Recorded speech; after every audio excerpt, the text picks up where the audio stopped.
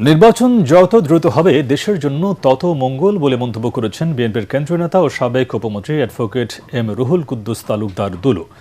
নির্বাচনের কথা উল্লেখ করে দুলু বলেন, বিএনপির পক্ষ থেকে বারবার নির্বাচনের কথা বলা হচ্ছে, কিন্তু নির্বাচনের কথা বললেই বিএনপিকে অনেকেই কটাক্ষ করেছেন। দুপুরে নাটোরে জাতীয়তাবাদী সামাজিক সাংস্কৃতিক সংস্থা জাসাসের উদ্যোগে জেলা বিএনপি কার্যালয়ে অনুষ্ঠিত কর্মী সম্মেলনে তিনি এসব কথা বলেন। জাসাসের কেন্দ্রীয় কমিটির আহ্বায়ক চিত্রনায়ক হেলাল খান ও সদস্য সচিব জাকির হোসেন রোকন সহ জেলা বিএনপি ও জাসাস নেতাকর্মীরা এ সময় উপস্থিত ছিলেন।